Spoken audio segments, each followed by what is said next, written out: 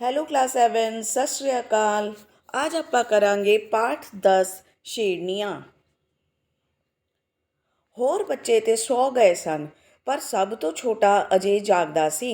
ਦਿਨੇ ਚੋਖਾ ਚੀਰ ਸੁੱਤਾ ਰਿਹਾ ਹੋਣ ਕਰਕੇ ਮੇਰੀ ਪਤਨੀ ਉਸ ਦੇ ਨਾਲ ਲੰਮੀ ਪੈ ਕੇ ਉਸ ਨੂੰ ਸੌਣ ਦਾ ਚਾਰਾ ਕਰ ਰਹੀ ਸੀ। ਸਾਡੀ ਸਲਾਹ ਸੀ ਕਿ ਸੌਣ ਤੋਂ ਪਹਿਲਾਂ ਕੁਝ ਚਿਰ ਸੈਰ ਕਰਕੇ ਆਈਏ, ਪਰ ਕਾਕੇ ਦੇ ਸੌਣ ਤੱਕ ਕਿਸ ਤਰ੍ਹਾਂ ਜਾ ਸਕਦੇ ਸਾਂ। ਨਾਲੇ ਉਸ ਨੂੰ ਚੁੱਕਣਾ ਵੀ ਔਖਾ ਸੀ। ਇਸ ਲਈ ਮੈਂ ਪਹਿਲਾਂ ਇਕੱਲਾ ਹੀ ਜਾਣ ਦਾ ਫੈਸਲਾ ਕੀਤਾ। ਮੇਰੀ ਪਤਨੀ ਮਗਰੋਂ ਆ ਕੇ ਮੇਰੇ ਨਾਲ ਰਲ ਸਕਦੀ ਸੀ। ਚੰਗਾ, ਮੈਂ ਚੱਲਣਾ ਵਾਂ, ਮੈਂ ਮੰਜੀ ਤੋਂ ਉੱਠਦੇ ਹੋਏ ਕਿਹਾ। ਜਦੋਂ ਸੌ ਗਿਆ ਤੂੰ ਵੱਡੀ ਪਾਰਕ ਵਿੱਚ ਆ ਜਾਵੀਂ, ਮੈਂ ਉੱਥੇ ਹੀ ਹੋਵਾਂਗਾ। ਬਸ ਮੈਂ ਹੁਣੇ ਇਸ ਨੂੰ ਸੁਆ ਕੇ ਆ ਜਾਂਦੀ ਹਾਂ। ਗੱਲਾਂ ਕਰਦਿਆਂ ਕੋਲ ਨਹੀਂ ਸੁਣਦਾ। ਜਰਾ ਕੁ ਆਪ ਛੁੱਟੀ ਮੁੱਟੀ ਦੀਆਂ ਅੱਖਾਂ ਮੀਟੀਏ ਤਾਂ ਝੱਟ ਸੋ ਜਾਂਦਾ ਹੈ। ਮੇਰੀ ਪਤਨੀ ਨੇ ਮੈਨੂੰ ਤੇ ਆਪਣੇ ਆਪ ਨੂੰ ਤਸੱਲੀ ਦਿੱਤੀ। ਮੈਂ ਇਕੱਲਾ ਬਾਹਰ ਤੁਰ ਪਿਆ। ਮਾਡਲ ਟਾਊਨ ਦੀ ਇਸ ਸੜਕ ਦੇ ਦੋਹੇ ਪਾਸੇ ਮਕਾਨਾਂ ਵਿੱਚ ਬੱਤੀਆਂ ਅਜੇ ਜਗ ਰਹੀਆਂ ਸਨ। ਲੋਕੀ ਸੁੱਤੇ ਤੇ ਨਹੀਂ ਸਨ, ਪਰ ਸੌਣ ਵਾਲੇ ਜਾਗਦੇ ਸਨ। ਪਾਰਕ ਬਹੁਤ ਵੱਡਾ ਸੀ। ਹੇਠਾਂ ਸਾਫ਼ ਪੱਧਰੀ ਜ਼ਮੀਨ ਤੇ ਘਾਹ ਉਗਾਇਆ ਹੋਇਆ ਸੀ ਤੇ ਆਲੇ ਦੁਆਲੇ ਤਾਰ ਲੱਗੀ ਹੋਈ ਸੀ। ਲੰਘਣ ਲਈ ਵਿੱਚ ਕਿਤੇ ਕਿਤੇ ਖੱਪੇ ਵੱਡੇ ਹੋਏ ਸਨ। ਇੱਕ ਪਾਸੇ ਸੜਕ ਲੰਘਦੀ ਸੀ, ਜਿਸ ਤੇ ਜਗ ਰਹੀਆਂ ਬੱਤੀਆਂ ਪਾਰਕ ਵਿੱਚ ਚਾਨਣ ਸੁੱਟਦੀਆਂ ਸਨ। ਇਸ ਤਰ੍ਹਾਂ ਪਾਰਕ ਵਿੱਚ ਇੰਨਾ ਕੁ ਚਾਨਣ ਸੀ ਜਿੰਨਾ 8 ਕੁ ਦਿਨਾਂ ਦੇ ਚੰਦ ਦਾ ਹੁੰਦਾ ਹੈ, ਤੇ ਸੜਕ ਦੇ ਕੰਢੇ ਉਤਲੇ ਦਰਖਤਾਂ ਦੇ ਲੰਬੇ ਲੰਬੇ ਪਰਛਾਵੇਂ ਪਾਰਕ ਵਿੱਚ ਡਿੱਗਦੇ ਸਨ ਤੇ ਕਈ ਥਾਵਾਂ ਤੇ ਹਨੇਰਾ ਕਰ ਰਹੇ ਸਨ। ਪਾਰਕ ਦੁਆਲੇ ਦੀ ਤਾਰ ਵਿਚਲੇ ਰਾਹ ਦਾ ਮੈਨੂੰ ਪਤਾ ਸੀ, ਪਰ ਇਸ ਵੇਲੇ ਰਾਹੋਂ ਲੰਘਣ ਦੀ ਥਾਂ ਮੇਰਾ ਤਾਰ ਟੱਪ ਕੇ ਹੀ ਜਾਣ ਨੂੰ ਜੀ ਕੀਤਾ। ਤਾਰ ਲੰਘ ਕੇ ਇੱਕ ਸਿਰਿਓਂ ਮੈਂ ਦੂਜੇ ਸਿਰੇ ਨੂੰ ਤੁਰ ਪਿਆ। ਪਾਰਕ ਵਿੱਚ ਇਸ ਵੇਲੇ ਮੇਰੇ ਬਿਨਾਂ ਹੋਰ ਕੋਈ ਨਹੀਂ ਸੀ। ਦੂਜੇ ਸਿਰੇ ਅੱਪੜ ਕੇ ਜਦ ਮੈਂ ਪਿਛਾਂਹ ਨੂੰ ਮੁੜਿਆ ਤਾਂ ਅਗਲੇ ਸਿਰੇ ਕੋਲ ਇੱਕ ਦਰਖਤ ਦੇ ਪਰਛਾਵੇਂ ਹੇਠ ਕੁਝ ਹੋਰ ਆਦਮੀ ਆ ਖਲੋਤੇ ਜਾਪਦੇ ਸਨ। ਕੁਝ ਨੇੜੇ ਆ ਕੇ ਮੈਨੂੰ ਦਿਸਿਆ ਕਿ ਉਹ ਦੋ ਸਨ ਤੇ ਉਹਨਾਂ ਕੋਲ ਸਾਈਕਲ ਵੀ ਸਨ। ਇਹ ਤਾਂ ਕੁੜੀਆਂ ਸਨ। ਦੁਪੱਟੇ ਹੇਠਾਂ ਲਸ਼ਕ ਰਹੇ ਸਨ। ਇਹ ਇਸ ਵੇਲੇ ਸਾਈਕਲ ਲੈ ਕੇ ਖੜੀਆਂ ਇੱਥੇ ਕੀ ਕਰ ਰਹੀਆਂ ਨੇ? ਕਿਧਰੇ ਜਾਣਾ ਹੋਣੇ। ਪਰ ਇਸ ਵੇਲੇ ਜਦੋਂ ਮਾਡਲ ਟਾਊਨ ਦੇ ਸ਼ੌਕੀਨ ਤੇ ਬਹੁਤ ਹੀ ਦੇਰ ਤੱਕ ਜਾਗਣ ਵਾਲੇ ਲੋਕ ਵੀ ਸੌਣ ਨੂੰ ਫਿਰਦੇ ਨੇ, ਇਹਨਾਂ ਕਿੱਥੇ ਜਾਣਾ ਹੈ? ਹੁਣ ਫੇਰ ਮੈਂ ਪਾਰਕ ਦੇ ਦੂਜੇ ਪਾਸੇ ਜਾ ਰਿਹਾ ਸੀ, ਕੁੜੀਆਂ ਤੋਂ ਦੂਰ ਵਾਲੇ ਪਾਸੇ। ਥੋੜ੍ਹੀ ਜਿਹੀ ਧੌਣ ਪੁਆ ਕੇ ਮੈਂ ਪਿਛਾਂਹ ਵੇਖਿਆ। ਕੁੜੀਆਂ ਉੱਥੇ ਹੀ ਖਲੋਤੀਆਂ ਸਨ। ਕੁਝ ਪੈਰ ਅੱਗੇ ਜਾ ਕੇ ਮੈਂ ਫੇਰ ਵੇਖਿਆ। ਕੁੜੀਆਂ ਅਜੇ ਵੀ ਉੱਥੇ ਹੀ ਖੜੀਆਂ ਸਨ। ਜਦੋਂ ਮੈਂ ਸਿਰੇ ਤੇ ਅੱਪੜ ਕੇ ਪਿਛਾਂਹ ਮੁੜਿਆ ਤਾਂ ਵੀ ਕੁੜੀਆਂ ਉੱਥੇ ਹੀ ਖਲੋਤੀਆਂ ਸਨ। ਵੇਖਣ ਨੂੰ ਤੇ ਅਸੀਂ ਦੋਵੇਂ ਧਿਰਾਂ ਆਪੋ ਆਪਣੇ ਕੰਮ ਲੱਗਿਆ ਹੋਇਆ ਸਾਂ। ਮੈਂ ਸੈਰ ਵਿੱਚ ਤੇ ਉਹ ਉਡੀਕ ਵਿੱਚ। ਪਰ ਮੇਰੀ ਸੈਰ ਦਾ ਭਾਵ ਉਹਨਾਂ ਦੀ ਉਡੀਕ ਦਾ ਅੰਤ ਵੇਖਣਾ ਸੀ, ਅਤੇ ਉਹ ਸ਼ਾਇਦ ਮੇਰੀ ਸੈਰ ਦਾ ਅੰਤ ਉਡੀਕ ਰਹੀਆਂ ਸਨ। ਅਜੀਬ ਨਾਟਕ ਹੋ ਰਿਹਾ ਸੀ। ਹੁਣ ਮੈਂ ਦੂਜੀ ਵਾਰ ਉਹਨਾਂ ਵੱਲ ਨੂੰ ਤੁਰਿਆ ਆ ਰਿਹਾ ਸਾਂ। ਕੁਝ ਨੇੜੇ ਆ ਕੇ ਮੈਨੂੰ ਪਤਾ ਲੱਗਾ ਕਿ ਉਹ ਗੱਲਾਂ ਕਰ ਰਹੀਆਂ ਨੇ। ਜਦੋਂ ਮੈਂ ਹੋਰ ਨੇੜੇ ਆਇਆ ਤਾਂ ਉਹ ਗੱਲਾਂ ਕਰਨੋਂ ਵੀ ਹਟ ਗਈਆਂ। ਥੋੜ੍ਹੀ ਦੂਰ ਜਾ ਕੇ ਜਦ ਪੱਕੀ ਸੜਕ ਦਾ ਮੋੜ ਮੁੜਿਆ, ਅੱਗੇ ਮੇਰੀ ਪਤਨੀ ਆ ਰਹੀ ਸੀ। ਕਾਕੇ ਨੇ ਬੜਾ ਚਿਰ ਲਾ ਦਿੱਤਾ ਸੌਂਦਿਆਂ, ਇਸ ਲਈ ਮੈਨੂੰ ਦੇਰ ਲੱਗੀ ਹੈ। ਆਓ ਇੱਕ ਚੱਕਰ ਹੋਰ ਲਾ ਆਈਏ ਪਾਰਕ ਦਾ, ਉਸ ਮੰਗ ਕੀਤੀ। ਅਸੀਂ ਫੇਰ ਪਿਛਾਂਹ ਟੁਰ ਪਏ। ਜਦੋਂ ਅਸੀਂ ਉਹ ਮੋੜ ਮੁੜੇ ਤਾਂ ਪਾਰਕ ਵਿੱਚ ਦੋ ਸਾਈਕਲਾਂ ਪਰਾਂ ਨੂੰ ਜਾ ਰਹੀਆਂ ਸਨ। ਉਡੀਕ ਕੇ ਉਹ ਕੁੜੀਆਂ ਆਪੇ ਹੀ ਟੁਰ ਚਲੀਆਂ ਨੇ। ਮੈਂ ਸੋਚਿਆ। ਅਜੇ ਅਸੀਂ ਬਾਹਰ ਸੜਕ ਤੇ ਹੀ ਸਾਂ ਕਿ ਉਹ ਸਾਈਕਲ ਪਿਛਾਂਹ ਨੂੰ ਘੁੰਮ ਪਏ। ਪਾਰਕ ਦੇ ਇਸ ਸਿਰੇ ਦੇ ਨੇੜੇ ਆ ਕੇ ਉਹ ਦੋਵੇਂ ਸਾਈਕਲ ਫਿਰ ਮੁੜ ਗਏ। ਇਹ ਕੁੜੀਆਂ ਤੇ ਖਬਰੇ ਸਾਈਕਲ ਚਲਾਉਣ ਦੀ ਜਾਂਚ ਸਿੱਖ ਰਹੀਆਂ ਸਨ। ਮੇਰੀ ਪਤਨੀ ਵੀ ਮੇਰੇ ਵਾਂਗ ਸਾਈਕਲ ਵੱਲ ਹੀ ਦੇਖ ਰਹੀ ਸੀ। ਕਹਿਣ ਲੱਗੀ, ਪਤਾ ਨਹੀਂ ਇਹ ਕਿਹੜੀਆਂ ਨੇ ਸਾਈਕਲ ਸਿੱਖਦੀਆਂ। ਮਾਡਲ ਟਾਊਨ ਦੀਆਂ ਢੇਰ ਸਾਰੀ ਕੁੜੀਆਂ ਨੂੰ ਉਹ ਜਾਣਦੀ ਸੀ।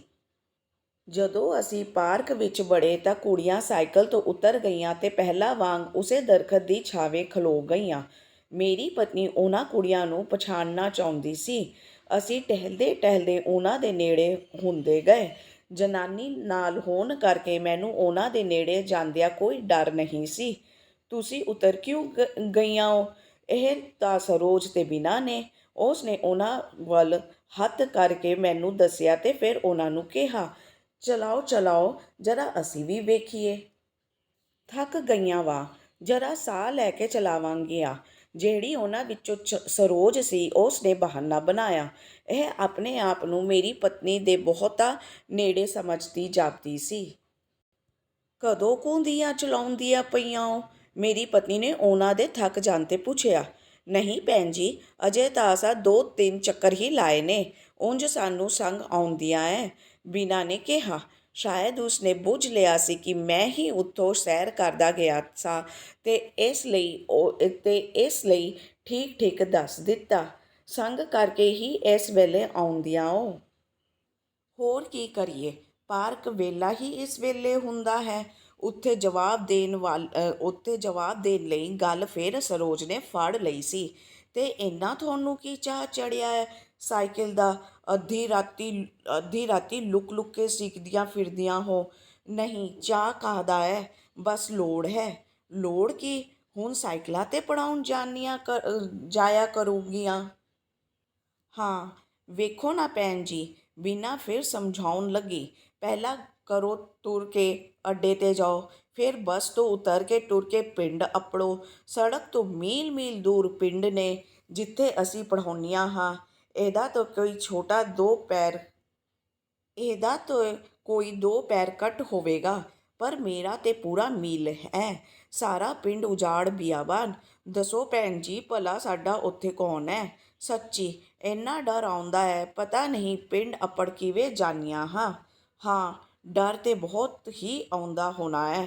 ਮੇਰੀ ਪਤਨੀ ਨੇ ਪਿੰਡ ਦੀਆਂ ਜੂਹਾਂ ਵਿੱਚ ਜਵਾਨ ਕੁੜੀਆਂ ਇਕੱਲੀਆਂ ਫਿਰਦੀਆਂ ਤਾਂ ਨਕਸ਼ਾ ਅੱਖਾਂ ਅੱਗੇ ਲਾ ਕੇ ਕਿਹਾ, "ਭੈਣ ਜੀ, ਡੰਡੀ ਦੇ ਨਾਲ ਕਦੀ ਕਪਾਹ, ਕਦੀ ਮੱਕੀ, ਕਦੀ ਕਮਾਦ ਤੇ ਕਦੇ ਬਾਜਰਾ। ਜਿੰਨਾ ਚਿਰ ਪਹਿਲੀ ਮੁੱਕ ਨਾ ਜਾਏ, ਉਤਲਾ ਸਾਹ ਉਤਾਂਹ ਤੇ ਹੇਠਾਂ ਹੀ ਰਹਿੰਦਾ ਹੈ।" ਹੁਣ ਕਈ ਹੋਰ ਕੁੜੀਆਂ ਨੇ ਸਾਈਕਲ ਲੈ ਲਏ ਹਨ। ਆਂਦੀਆਂ ਨੇ, ਸਾਈਕਲ 'ਤੇ ਡਰ ਘੱਟ ਆਉਂਦਾ ਹੈ, ਨਾਲੇ ਟੁਰਨ ਤੋਂ ਬਚ ਜਾਈਦਾ ਹੈ। ਬਸ ਸਾਈਕਲ ਚਲਾਉਂਦੇ-ਚਲਾਉਂਦੇ ਝੱਟ ਬੰਦੇ ਕੋਲੋਂ ਲੰਘ ਜਾਓ। ਭਈ ਬੜਾ ਔਖਾ ਕੰਮ ਹੈ ਸਾਈਕਲ ਨਾਲ ਵੀ। ਤੁਸੀਂ ਤਾਂ ਸ਼ੇਰਨੀਆਂ ਹੋ, ਖੌਰੇ ਕਿੱਡਾ ਕੁ ਦਿਲ ਹੈ ਤੁਹਾਡਾ। ਲਿਆ ਖਾਂ, ਭਲਾ ਦੇਖਾਂ। ਤੇ ਦਿਲ ਵੇਖਣ ਦੇ ਬਹਾਨੇ ਮੇਰੀ ਬਹੂਣੀ ਨੇ ਸਰੋਜ ਨੂੰ ਉਸ ਦੀ ਬਹਾਦਰੀ ਦੀ ਸ਼ਲਾਘਾ ਵਿੱਚ ਆਪਣੀ ਜੱਫੀ ਵਿੱਚ ਘੁੱਟ ਲਿਆ। ਸ਼ਲਾਘਾ ਦੇ ਨਾਲ ਇਹ ਵਿਦਾਇਗੀ ਵੀ ਸੀ। ਜਦੋਂ ਉਹਨਾਂ ਤੋਂ ਵੱਖ ਹੋ ਕੇ ਅਸੀਂ ਸੜਕ 'ਤੇ ਆਏ ਤਾਂ ਮੇਰੀ ਪਤਨੀ ਨੇ ਕਿਹਾ, "ਇਹ ਦੋਵੇਂ ਮਾਸਟਰਨੀਆਂ ਨੇ। ਇੱਥੇ ਸ਼ਹਿਰ ਵਿੱਚ ਕਿਸੇ ਸਕੂਲੇ ਜਗ੍ਹਾ ਨਹੀਂ ਮਿਲੀ। ਪਿੰਡਾਂ ਵਿੱਚ ਨੌਕਰੀਆਂ ਮਿਲ ਜਾਂਦੀਆਂ ਨੇ। ਹੁਣ ਇਹ ਉੱਥੇ ਪੜ੍ਹਾਉਣ ਜਾਂਦੀਆਂ ਨੇ। ਬੜੀਆਂ ਬਹਾਦਰ ਨੇ ਇਹ ਕੁੜੀਆਂ। ਮੈਨੂੰ ਤਾਂ ਸ਼ਹਿਰੋਂ ਬਾਹਰ ਪੱਕੀ ਸੜਕ 'ਤੇ ਵੀ ਡਰ ਲੱਗੇ।" ਉਸ ਨੇ ਫਿਰ ਸ਼ਲਾਘਾ ਕੀਤੀ। ਉਸ ਦੀ ਸ਼ਲਾਘਾ ਸਾਹਮਣੇ ਮੇਰੀ ਸ਼ਰਮਿੰਦਗੀ ਔਰ ਵੱਧ ਗਈ। ਆਪਣੇ ਆਪ ਨੂੰ ਹੌਲਾ ਕਰਨ ਲਈ ਮੈਂ ਕਿਹਾ, "ਅੱਗੇ ਜਦੋਂ ਮੈਂ ਆਇਆ ਤਾਂ ਇਹ ਇਸੇ ਤਰ੍ਹਾਂ ਦਰਖਤ ਹੇਠ ਲੁਕ ਕੇ ਖਲੋਤੀਆਂ ਸਨ। ਮੈਂ ਤਾਂ ਕੁਝ ਹੋਰ ਹੀ ਸਮਝਿਆ। ਚੰਗਾ ਹੋਇਆ ਅਸੀਂ ਫਿਰ ਆ ਗਏ। ਕੰਮ ਕਰਨ ਵਾਲੀਆਂ ਕੁੜੀਆਂ 'ਤੇ ਬੜੀਆਂ ਤੋਹਮਤਾਂ ਲੱਗਦੀਆਂ ਨੇ।" ਮੇਰੀ ਪਤਨੀ ਨੇ ਖਿਝ ਕੇ ਕਿਹਾ। "ਹਰ ਇੱਕ ਨੂੰ ਭੁਲੇਖਾ ਪੈ ਜਾਂਦਾ ਹੈ। ਮੈਂ ਤੁਹਾਨੂੰ ਇੱਕ ਬੜੀ ਸੁਆਦਲੀ ਗੱਲ ਦੱਸਨੀ ਆਂ। ਇੱਕ ਵਾਰੀ ਮੈਂ ਤੇ ਮੇਰੀ ਭੈਣ ਫਿਰੋਜ਼ਪੁਰ ਆਪਣੇ ਘਰ ਅੱਗੇ ਸਵੇਰੇ ਘੁਸਮੁਸੇ ਜਿਹੇ ਵਿੱਚ ਫਿਰ ਰਹੀਆਂ ਸਾਂ। ਸਾਹਮਣੇ ਕਾਹਲੀ-ਕਾਹਲੀ ਟੁਰਦੀ ਇੱਕ ਕੁੜੀ ਆਈ। ਕਦੇ ਉਹ 2 ਕੁ ਪੈਰ ਭੱਜ ਵੀ ਲੈਂਦੀ ਸੀ ਤੇ ਫਿਰ ਕਾਹਲੀ-ਕਾਹਲੀ ਟੁਰਨ ਲੱਗ ਪੈਂਦੀ। ਜਦੋਂ ਸਾਡੇ ਨੇੜੇ ਆਈ ਤਾਂ ਮੂੰਹ ਦਿਸਿਆ ਤਾਂ ਘਬਰਾਈ ਹੋਈ ਵੀ ਡਾਢੀ ਜਾਪੀ। ਅਸੀਂ ਬੜੀਆਂ ਹੈਰਾਨ ਹੋਈਆਂ। ਸੈਰ ਕਰਨ ਵਾਲੀਆਂ ਕੁੜੀਆਂ ਤੇ ਇਸ ਤਰ੍ਹਾਂ ਨਹੀਂ ਭੱਜਦੀਆਂ। ਨਾ ਹੀ ਉੱਧਰ ਸਟੇਸ਼ਨ ਜਾਂ ਮੋਟਰਾਂ ਦਾ ਕੋਈ ਅੱਡਾ ਸੀ। ਭਲਾ ਕਿੱਥੇ ਜਾਂਦੀ ਹੈ? ਇਹ ਜਾਣਨ ਲਈ ਅਸੀਂ ਵੀ ਉਹਦੇ ਪਿੱਛੇ ਤੁਰ ਪਈਆਂ। ਉਹ ਅੱਗੇ-ਅੱਗੇ ਤੇ ਅਸੀਂ ਮਗਰੋਂ ਮਗਰ। ਉਹ ਟੈਲੀਫੋਨ ਐਕਸਚੇਂਜ ਨੂੰ ਮੁੜ ਪਈ। ਅਸੀਂ ਸਮਝ ਲਿਆ ਕਿ ਟੈਲੀਫੋਨ ਆਪਰੇਟਰ ਸੀ ਤੇ ਉਸ ਨੂੰ ਕੇਵਲ ਡਿਊਟੀ ਤੋਂ ਦੇਰ ਹੋ ਗਈ ਸੀ। ਅਸੀਂ ਸੜਕ 'ਤੇ ਖੜੀਆਂ ਉਸ ਵੱਲ ਵੇਖਦੀਆਂ ਰਹੀਆਂ। ਅੰਦਰ ਜਾ ਕੇ ਉਹ ਆਪਣੀ ਕੁਰਸੀ ਉੱਤੇ ਬੈਠ ਗਈ ਅਤੇ ਅਸੀਂ ਸ਼ਰਮਿੰਦਾ ਹੁੰਦਿਆਂ ਪਿਛਾਂਹ ਮੁੜ ਆਈਆਂ। ਤੋ ਬੱਚੋ, ਹੁਣ ਆਪਾਂ ਕਰਾਂਗੇ ਪਾਠ ਅਭਿਆਸ। ਸਭ ਤੋਂ ਪਹਿਲਾਂ ਆਪਾਂ ਕਰਾਂਗੇ ਪ੍ਰਸ਼ਨ ਉੱਤਰ। ਪ੍ਰਸ਼ਨ ਊੜਾ, ਲੇਖਕ ਨੇ ਇਕੱਲਿਆਂ ਸੈਰ ਕਰਨ ਜਾਣ ਦਾ ਫੈਸਲਾ ਕਿਉਂ ਕੀਤਾ? ਉੱਤਰ, ਲੇਖਕ ਦੀ ਪਤਨੀ ਉਸ ਦੇ ਸਭ ਤੋਂ ਛੋਟੇ ਬੱਚੇ ਨੂੰ ਸੁਲਾ ਰਹੀ ਸੀ, ਇਸ ਲਈ ਲੇਖਕ ਨੇ ਇਕੱਲਿਆਂ ਸੈਰ ਕਰਨ ਜਾਣ ਦਾ ਫੈਸਲਾ ਕੀਤਾ। ਪ੍ਰਸ਼ਨ ਦੂਜਾ, ਪਾਠ ਵਿੱਚ ਦਰਸਾਏ ਸੈਰ ਕਰਨ ਵਾਲੇ ਪਾਰਕ ਦਾ ਵਰਣਨ ਕਰੋ। ਉੱਤਰ, ਪਾਰਕ ਬਹੁਤ ਵੱਡਾ, ਸਾਫ਼ ਤੇ ਪੱਧਰਾ ਸੀ। ਇਸ ਦੇ ਇੱਕ ਪਾਸੇ ਸੜਕ, ਵਿਚਕਾਰ ਘਾਹ ਤੇ ਆਲੇ ਦੁਆਲੇ ਤਾਰ ਲੱਗੀ ਹੋਈ ਸੀ। ਲੰਘਣ ਲਈ ਖੱਬੇ ਤੇ ਸੜਕ ਕਿਨਾਰੇ ਜਗਦੀਆਂ ਬੱਤੀਆਂ ਦਾ ਚਾਨਣ ਸੀ। ਪ੍ਰਸ਼ਨ ਤੀਜਾ, ਕੁੜੀਆਂ ਪਾਰਕ ਵਿੱਚ ਰਾਤ ਵੇਲੇ ਸਾਈਕਲ ਚਲਾਉਣਾ ਕਿਉਂ ਸਿੱਖ ਰਹੀਆਂ ਸਨ? ਉੱਤਰ, ਪਾਰਕ ਵਿੱਚ ਦਿਨ ਵੇਲੇ ਮੌਜੂਦ ਲੋਕਾਂ ਤੋਂ ਕੁੜੀਆਂ ਨੂੰ ਸੰਗ ਲੱਗਦਾ ਸੀ, ਇਸ ਲਈ ਉਹ ਰਾਤ ਨੂੰ ਸਾਈਕਲ ਚਲਾਉਣਾ ਸਿੱਖ ਰਹੀਆਂ ਸਨ। ਪ੍ਰਸ਼ਨ ਚੌਥਾ, ਇਸ ਕਹਾਣੀ ਵਿੱਚ ਲੜਕੀਆਂ ਨੂੰ ਸ਼ੇਰਨੀਆਂ ਕਿਉਂ ਕਿਹਾ ਗਿਆ ਹੈ? ਉੱਤਰ, ਲੜਕੀਆਂ ਦੂਰ ਦਰਾਡੇ ਦੇ ਪਿੰਡਾਂ ਵਿੱਚ ਇਕੱਲੀਆਂ ਜਾ ਕੇ ਨੌਕਰੀਆਂ ਕਰਦੀਆਂ ਸਨ, ਇਸ ਲਈ ਉਹਨਾਂ ਦੀ ਬਹਾਦਰੀ ਤੇ ਹੌਸਲਾ ਕਾਰਨ ਲੜਕੀਆਂ ਨੂੰ ਸ਼ੇਰਨੀਆਂ ਕਿਹਾ ਗਿਆ ਹੈ। ਪ੍ਰਸ਼ਨ ਹਾਹਾ, ਲੇਖਕ ਦੀ ਪਤਨੀ ਨਾਲ ਫਿਰੋਜ਼ਪੁਰ ਵਿਖੇ ਕਿਹੜੀ ਘਟਨਾ ਵਾਪਰੀ? ਉੱਤਰ, ਇੱਕ ਦਿਨ ਲੇਖਕ ਦੀ ਪਤਨੀ ਨੇ ਤੇ ਉਸ ਦੀ ਭੈਣ ਸੈਰ ਕਰ ਰਹੀਆਂ ਸਨ। ਉਹਨਾਂ ਨੂੰ ਇੱਕ ਕਾਹਲੀ ਤੁਰਦੀ ਕੁੜੀ ਨੂੰ ਵੇਖ ਕੇ ਸ਼ੱਕ ਪਿਆ ਅਤੇ ਉਹ ਉਸ ਦੇ ਪਿੱਛੇ ਤੁਰ ਪਈਆਂ। ਕੁੜੀ ਟੈਲੀਫੋਨ ਐਕਸਚੇਂਜ ਨੂੰ ਮੁੜ ਪਈ। ਨੌਕਰੀ ਤੋਂ ਦੇਰੀ ਹੋਣ ਕਾਰਨ ਉਹ ਕਾਹਲੀ ਤੁਰ ਰਹੀ ਸੀ। ਉਹ ਸ਼ਰਮਿੰਦਾ ਹੁੰਦਿਆਂ ਮੁੜ ਆਈਆਂ। ਹੁਣ ਆਪਾਂ ਕਰਾਂਗੇ ਹੇਠ ਲਿਖੇ ਸ਼ਬਦ ਕਿਸ ਨੇ ਕਿਸ ਨੂੰ ਕਹੇ। ਊੜਾ, ਪਤਾ ਨਹੀਂ ਇਹ ਕੀੜੀਆਂ ਨੇ ਸਾਈਕਲ ਸਿੱਖਦੀਆਂ। ਉੱਤਰ, ਲੇਖਕ ਦੀ ਪਤਨੀ ਨੇ ਲੇਖਕ ਨੂੰ ਕਹੇ। ਦੂਜਾ, ਨਹੀਂ ਭੈਣ ਜੀ, ਅਜੇ ਤਾਂ ਅਸਾਂ 2-3